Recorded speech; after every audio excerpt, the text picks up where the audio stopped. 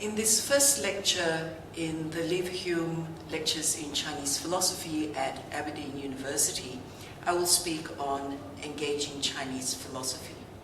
I'll start with this beautiful painting that is here on the screen, and it is a painting of Fu Si, who is one of the Chinese cultural heroes.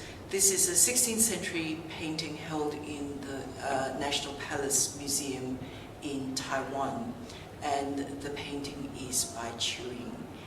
Now, in the painting, you'll see Fu Si doing something with his hands, almost as if he's holding a circular shape, and you'll see also at his feet a little circle of very vaguely painted figures. I'll come back to that. The Chinese philosophical traditions, including Confucianism, Taoism, Mohism, and legalism, originated in the period between the 5th to the 3rd centuries BCE. This was a difficult time in China, and historians have aptly named the years from 475 to 221 BCE the Warring States.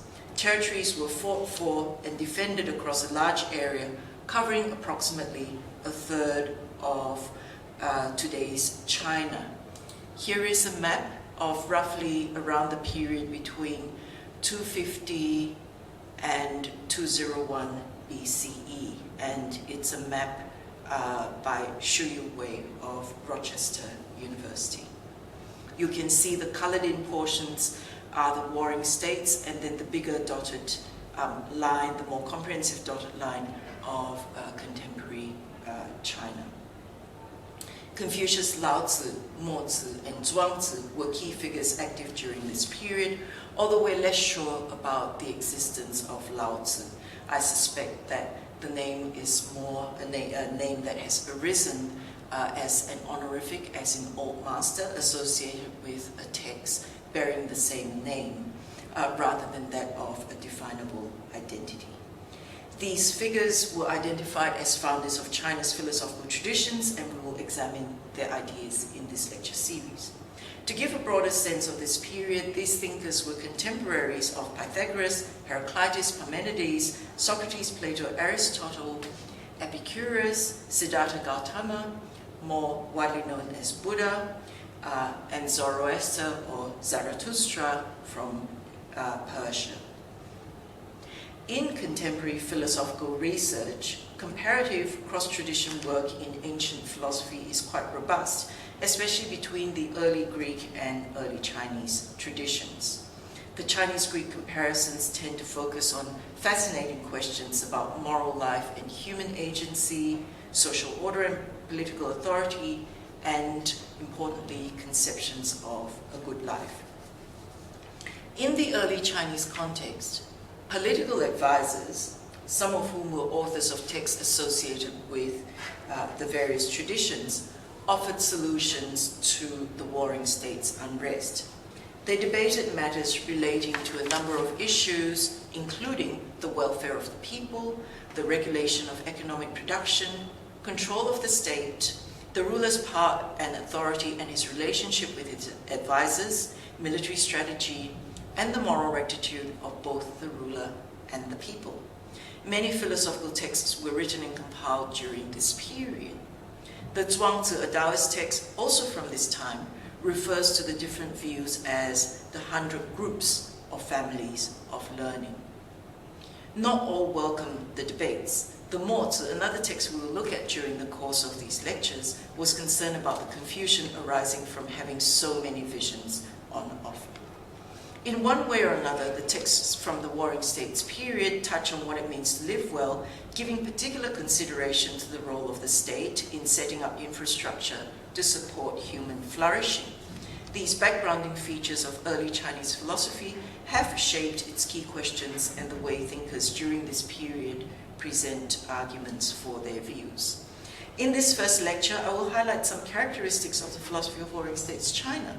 I begin with a focus on change, a fundamental theme in Chinese philosophy, and on its implications for the early Chinese thinkers. In many ways, it is not surprising that thinkers during these unsettled times were deeply aware of their ever-changing circumstances and what change meant for them. To discuss the idea of change, I introduce an iconic text in the Chinese tradition, the I Ching, or known as also as the Book of Changes in translation. The text has been influential in Chinese intellectual history, and its influence continues to the present. We could use the cliche, change is the only constant, aptly to express a fundamental theme in Chinese philosophy.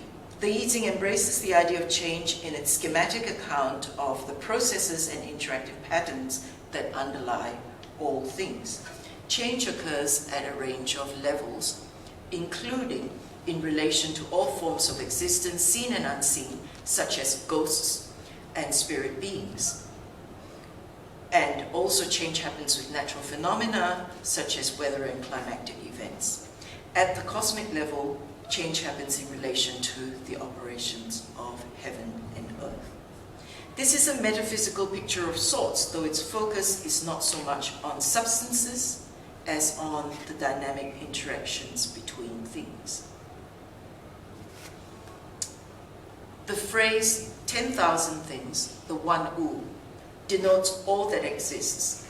It highlights Chinese philosophy's attention to plurality in the world and to the patterns of interaction and influence between things.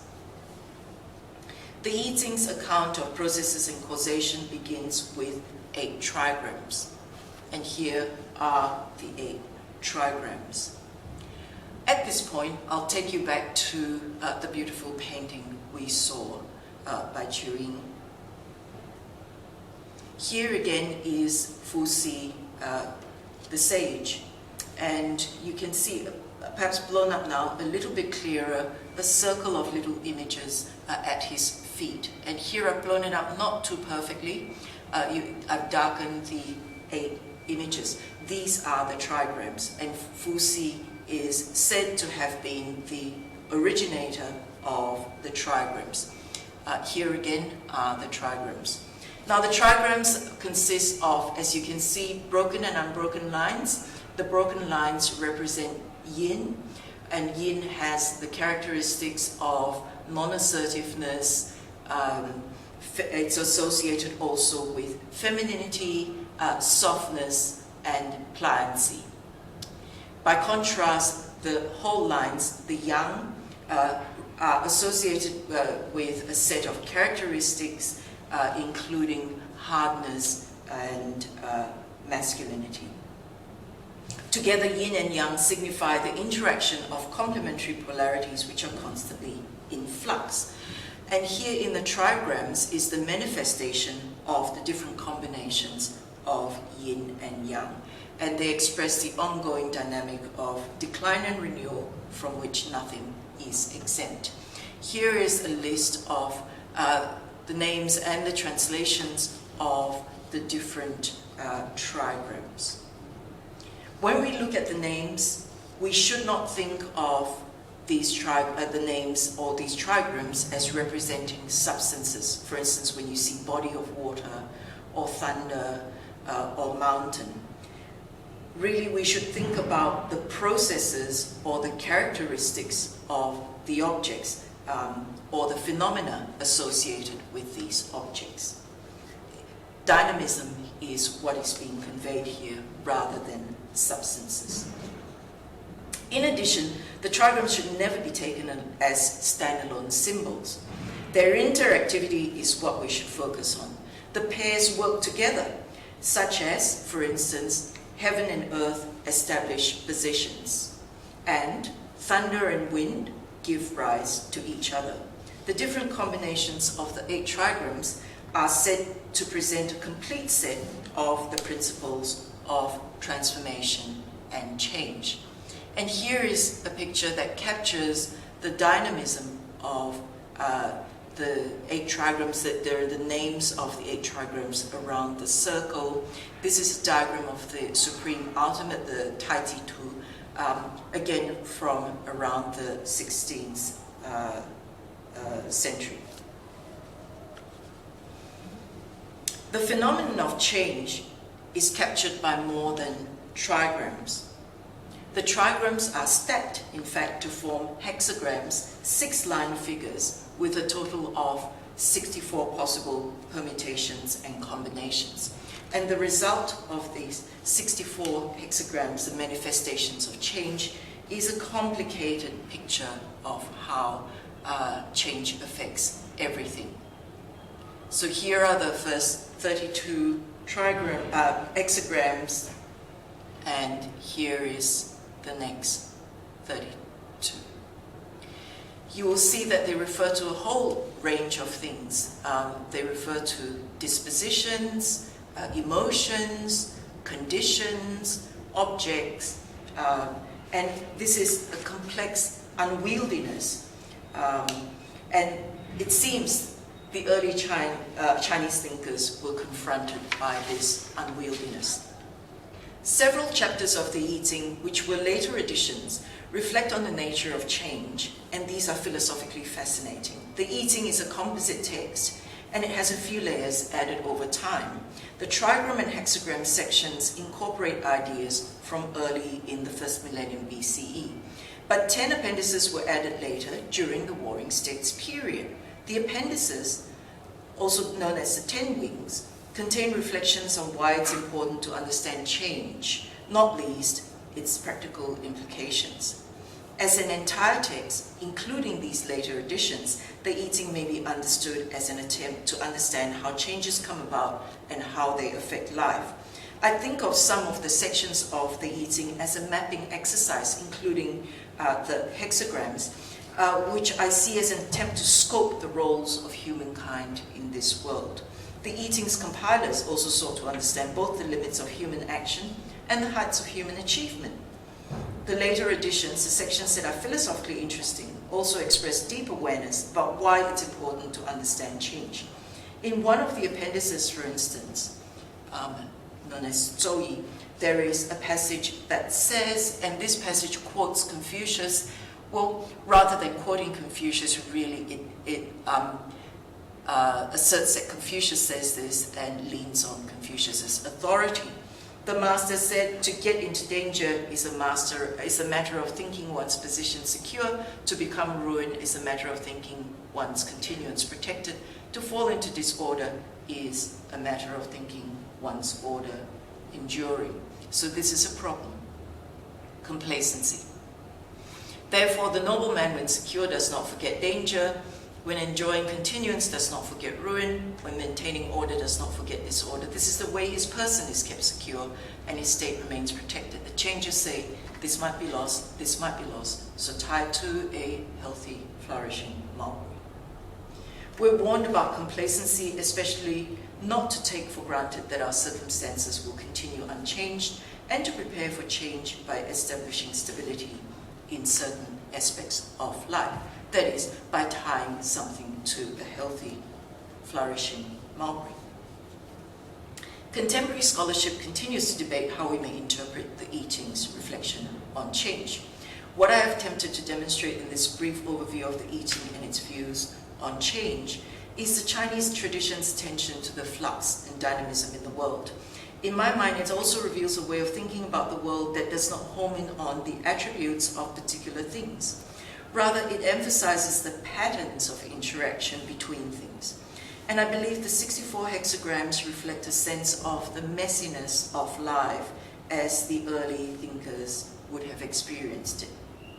Some of you who are familiar with ancient Greek philosophy might want to compare or contrast these ideas with, for example, those of Heraclitus or Parmenides. In what follows, I highlight two prominent features of Chinese philosophy that arise from this awareness of change. The first is the need to orient oneself in order to find one's feet. This task involves establishing certainties in life, the things that don't change or which don't change as much, allowing a person to get their bearings. This is the flourishing, healthy mulberry tree referred to in the I Ching passage. The second and closely related feature of Chinese philosophy is its focus on self-cultivation.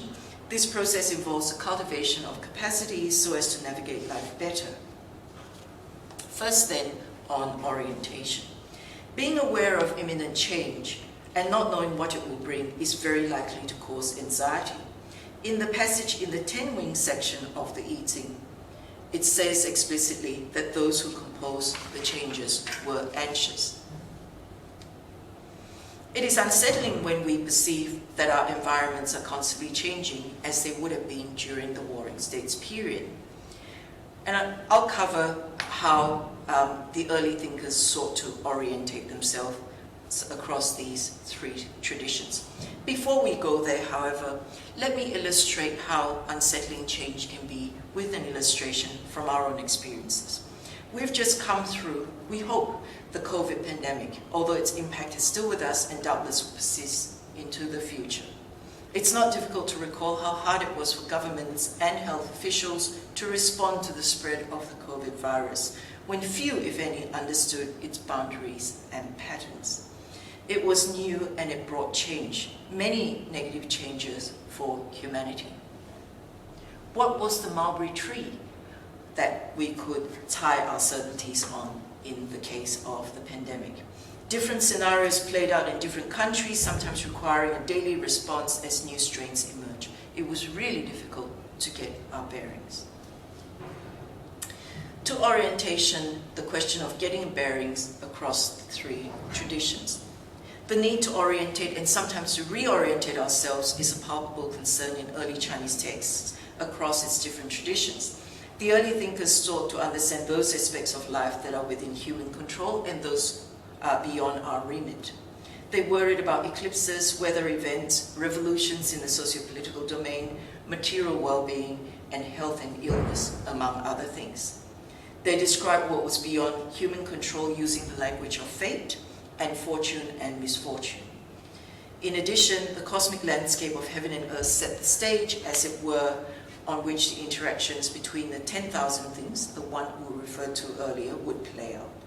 Humanity was accorded a potentially important role in the unfolding of events, but this was only possible if humans were able to establish a tripartite, cooperative relationship with heaven and earth. Or so the Confucians believed, but other thinkers took a different tack.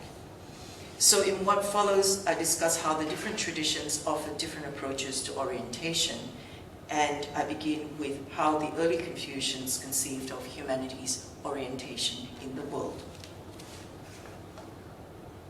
As I see it, there were two important anchors in an ever-changing world for the early Confucians. First, at the personal level, our relationships. Relationships with people we can count on who will stick with us through thick and thin are a fundamental feature of Confucian life.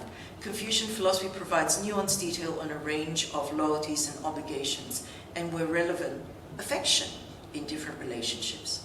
In order to cultivate rewarding relationships, ideally the family context provides a nurturing environment within which a child first learns to relate to others. The second anchor in Confucian philosophy are the established norms and practices that create a familiar socio-political context for the people. Aspects of Confucian moral life, such as benevolence and propriety, serve as the moral glue of society as they guide people's interactions. These shared norms provide the framework within which people make sense of their projects and pursuits. The passage I show next captures the shared forms of life that facilitate human interactions. And here again, leaning on the authority of the master, a passage from the Analects, the text most closely associated with Confucius. The master said, "A person who does not understand destiny has no way of becoming an exemplary person. A person who does not know to practice ritual propriety has no way of knowing where to stand. A person who does not understand words has no way of knowing others." These are different forms of orientation.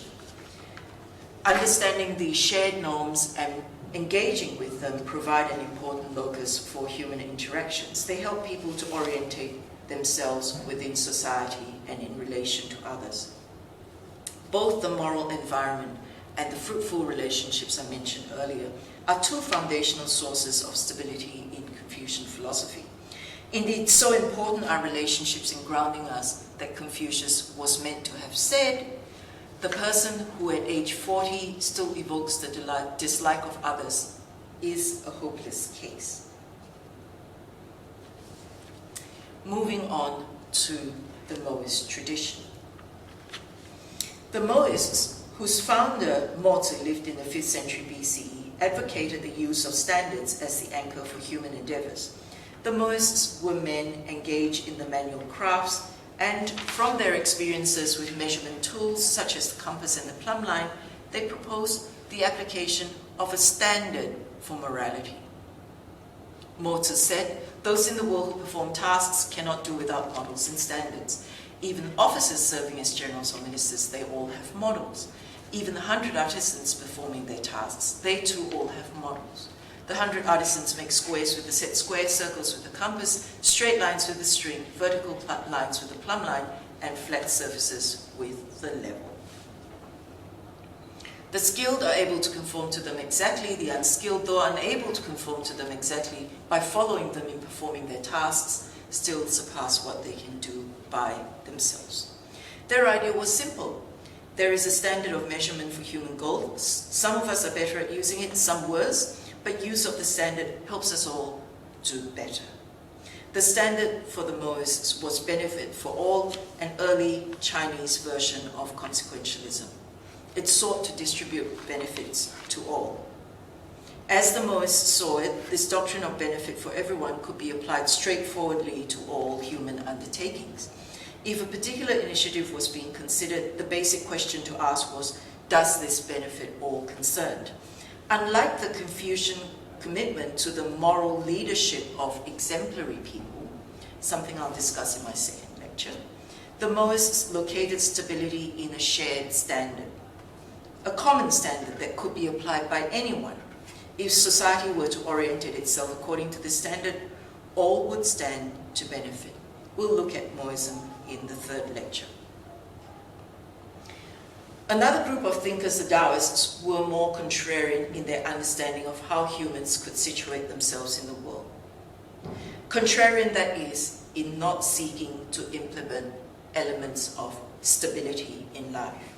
The Taoists did not seek the mulberry tree of certainty to tie significant aspects of life to. In fact, they believed that attempts to fix our ways of life are misguided.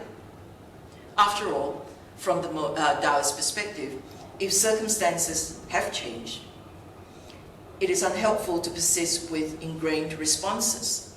From where they sat, persisting with ingrained responses is not only unhelpful, at its worst, it is a hindrance as it prevents people from engaging responsively with emergent circumstances. The passage here critiques the rigidity we bind ourselves to. The potter says, I'm good at managing clay. I round it until it matches the compass, square it until it matches the T-square. The carpenter says, I'm good at managing wood. I curve it until it matches the arc, straighten it until it corresponds to the line.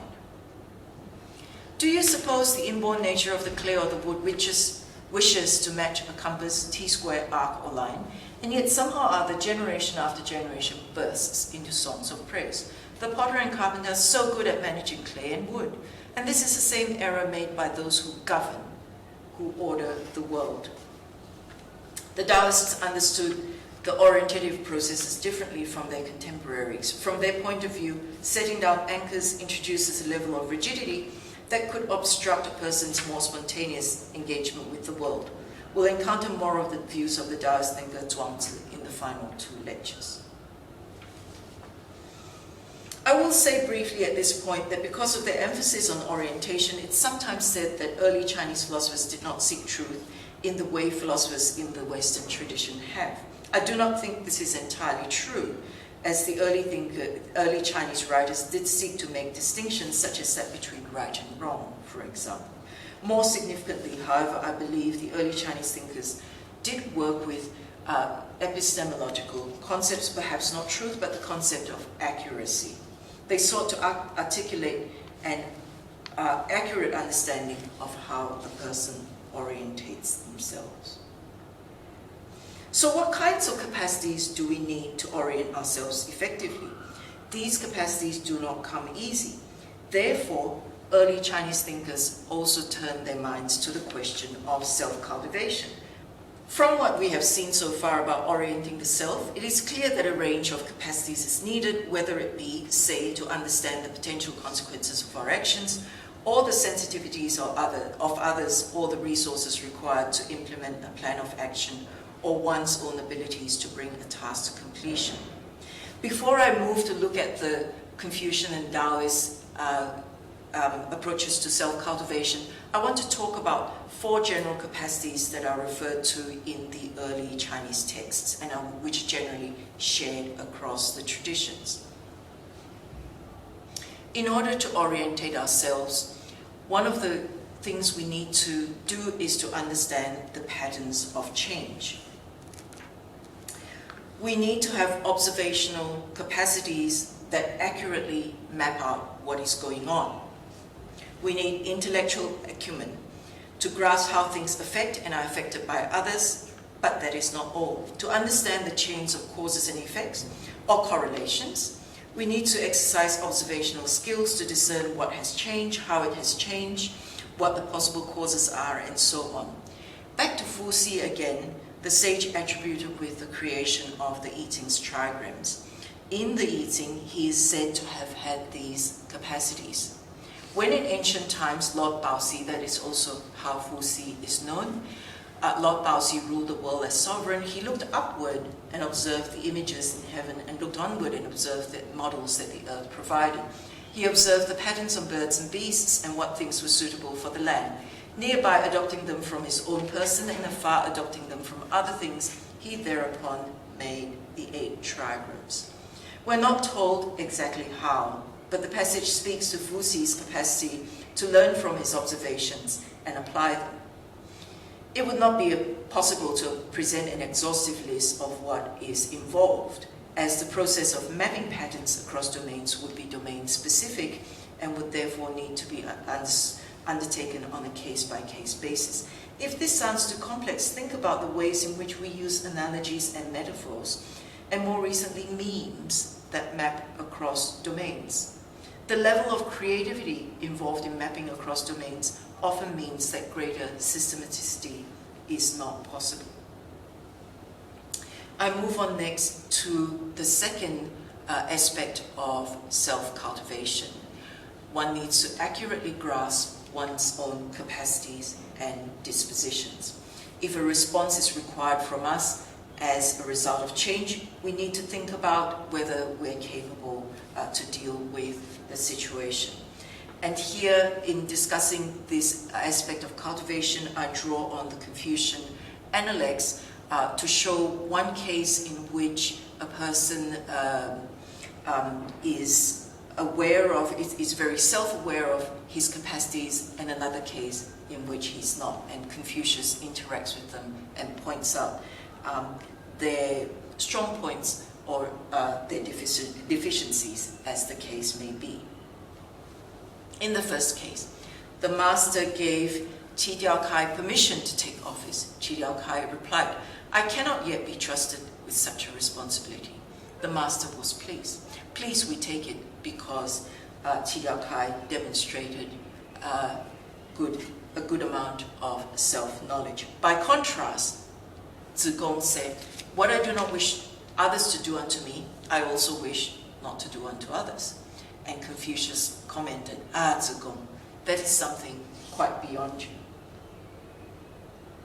These 2 examples from the Analects demonstrate the text's attention to accurate self-knowledge, and Confucius does not hold back to point out Zigong's deficiencies. The third aspect of self-cultivation, a realistic assessment of possible responses. We need to understand the resources that are needed to respond to change. We need to perhaps examine precedents and models, and we need to be able to reason about them and with them. We need to understand risks and trade-offs. And we need to have a good sense of realism in assessing all of these. In the Zhuangzi, there's an exchange between Yan Hui, Confucius's favorite disciple, and Confucius himself. So these Confucian figures sometimes figure in the Zhuangzi text, believed to be a Taoist text. Yan Hui believes he's courageously taking on a noble mission, working with the Prince of Wei, a terrible tyrant, with the aim of turning the Prince of Wei around to virtue. So Yan Hui comes to Confucius to say, look, this is the mission that I'm thinking I will take on, probably hoping for some praise from Confucius, but instead let's see what Yan Hui says first. Confucius disapproves of his mission, and that will come later. Yan Hui says, I have heard that the ruler of Wei, having reached the prime of his life, has become quite tyrannical in his ways, making frivolous use of his state without seeing his error. He thinks nothing of the death of his people. Nationfuls of corpses fill the marshes, clumped in piles like bunches of plantains. The people there are utterly without recourse. And what does Yan Hui propose to do? So this is a proposal that is unrealistic in response to this tyrannical ruler of Wei. Yan Hui says, I wish to take on what I've learned from you, Confucius, and to derive some standards and principles from it to apply to this situation. Perhaps then the state can be saved. Confucius said, you will most likely go and get yourself executed. What a downer Confucius's response is. But let's see why Confucius says this. Confucius has, in this story, the role of a spokesperson for the Zhuangzi. He notes that in the course of the conversation with Yan Hui, that sages in the past have made sure that they're completely secure in their commitments before they take that out to others. He's not sure that Yan Hui has that. But he also grants that even if you have that, Yan Hui, you will take that to the courts of the Prince of Wei, and you will try to convince others. Now, Confucius says, with quite a lot of humor in this passage in the Zhuangzi, that if Yan Hui constantly harps on these values, that would make him deeply unpopular, particularly with the prince. So either way, if Yan Hui is firmly grounded in his values, he might become a deeply unpopular figure. Or if Yan Hui is not deeply grounded in his values, he's sure to fail anyway.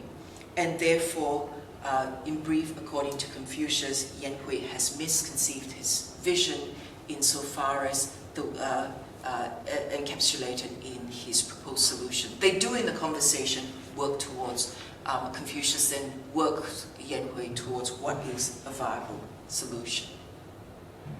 I now come to the fourth aspect of self-cultivation, seeing what is salient. The capacity to see what is salient is closely intertwined with our beliefs and commitments. To see what is salient is grounded in our motivations and our views about what matters. For both the Confucians and the Taoists, the capacity to understand what is salient is central to moral life. Confucians seek to cultivate sensibilities for the Confucian moral virtues so that people are able to distinguish between right and wrong, and moreover, to act aptly in making these judgments. On one occasion, Confucius is quite disappointed with his young followers, noting that they are careless in the details and they do not know to exercise discretion in responding to the situation. Here is the passage. Confucius said, "My young friends at home are rash and ambitious, while perhaps careless in the details. With the lofty elegance of the literatus, they put on a full display of culture, but they don't know how to cut and tailor it." The passage highlights the moral emptiness of these young followers, that their sensibilities have not been cultivated as Confucius might have hoped. The use of tailoring is fascinating in this passage because it has the same connotations as tailoring has, the word tailoring has in the English language. It is custom made. It is not off the shelf. And clearly the disciples there, they fail to see what is salient, and they take a very formulaic response. They put on lofty elegance of what they have learned. I now move to talk about self-cultivation in the two traditions, Confucianism first, and then Taoism. The aims and processes of self-cultivation play out quite differently for the Confucians and the Taoists. Confucian philosophy seeks to situate people within the communal moral landscape. Shared norms and practices help provide familiarity and ease, allowing people to make sense of their actions and interactions with others. So for instance, if all fathers were to appropriately fulfill the duties of their roles, their children would grasp how fatherly virtues are embodied and in turn respond in filial ways to complement their father's fatherly ways. And through time, these values get passed on and entrenched within the community. We'll look more closely at how this works in the second lecture.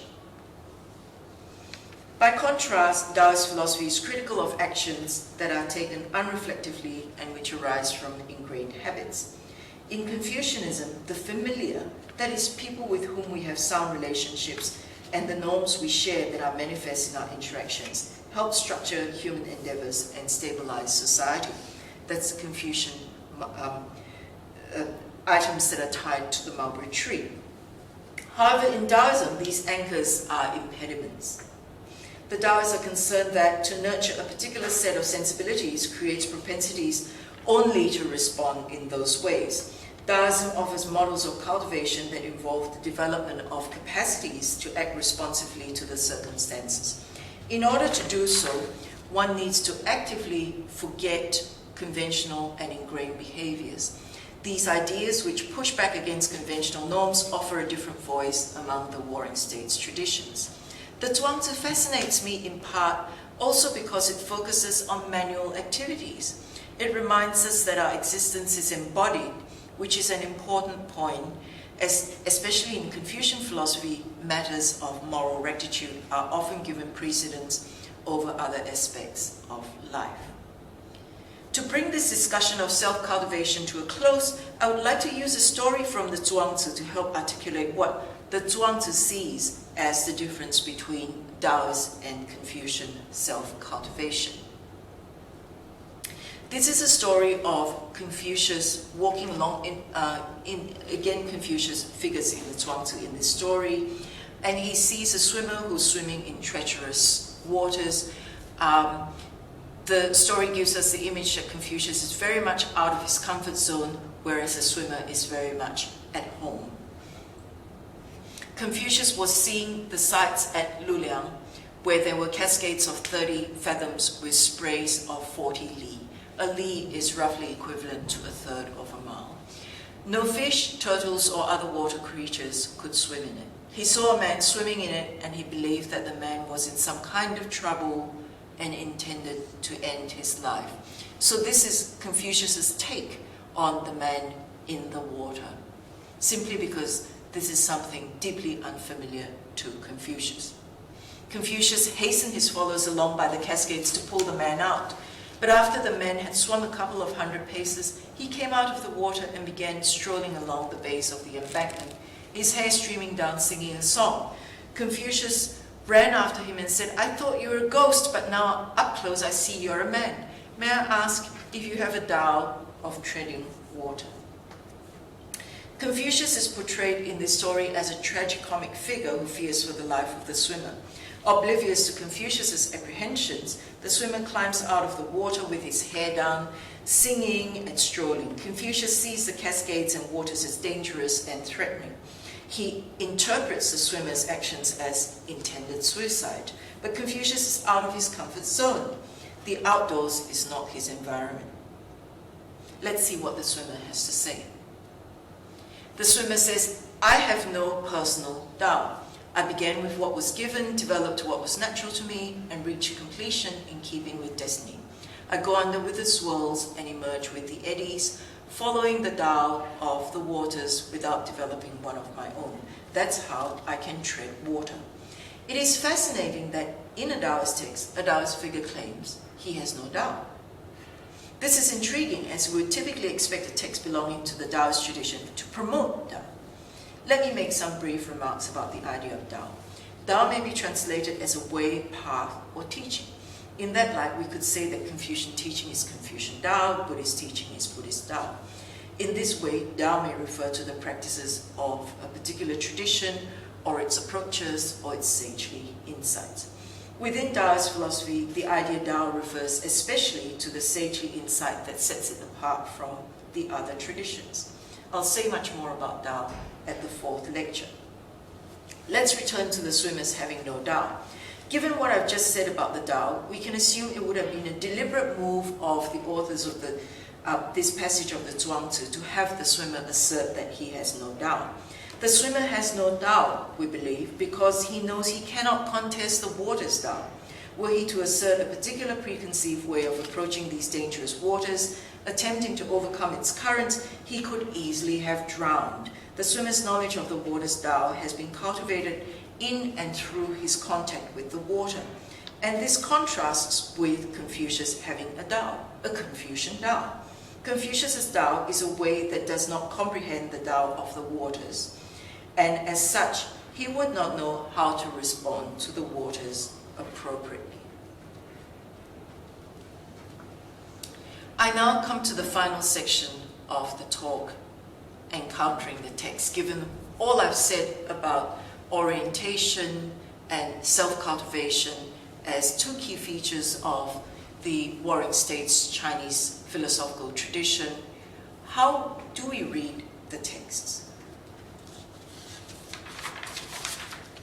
In my view, we should not read the ancient Chinese texts as if they were telling us how to behave, as instruction manuals.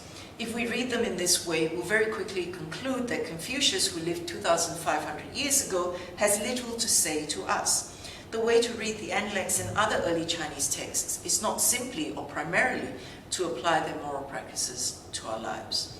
Rather, we should focus on how these early thinkers worked through problems, as for instance, when it describes a person's feeling at sea in a particular situation, not seeing what is salient. It's not so much that these texts provide theories to help us solve our problems. Rather, understanding the issues they raise broadens our imagination about the kinds of things that could weigh us down as humans, trying to do our best in our imperfect lives. Taken in this spirit, the early Chinese texts can open up possibilities for us. The Analects, which I will introduce in the second lecture, is more about struggles to do one's best than it is a text with a clear moral vision. I would like to close my reflections on encountering the texts and this evening's lecture by giving the final say to Zhuangzi, my favorite Chinese philosopher. Zhuangzi advises that we should not follow in the sage's footsteps. What does this mean? These are metaphorical references to the idea of tracks or footprints to refer to the insights that are left by the sages. What is the purpose of these tracks that are left by the sages? That is, the books that we're reading. And how do we use them? Are we to walk in them, following the footprints of the sages? This statement makes a distinction between the footprints and the walk of an enlightened person. The statement asks us to rethink what it is we should focus on when we seek to learn. The footprints, that is, the actual path that has been taken, or the walking of it. The distinction may be illuminated with reference again to the term Tao, which could mean either the following of the path or the walking of a path. And it is this latter sense of the term, the activity of walking, the gait, that Zhuangzi refers to, that we should focus on. The Zhuangzi advocates that we should not walk according to the footprints themselves, but we should attempt to understand how they were made, the gait, as it were, of the walker.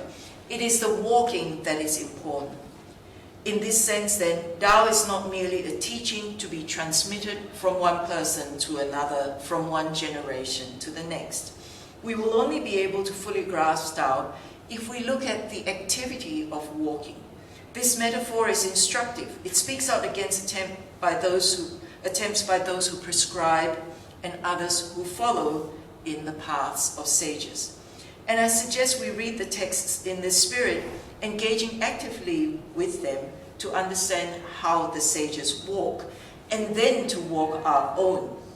And so, taking this approach, I will attempt over the next 4 lectures to demonstrate how prominent early Chinese philosophers walked. Thank you.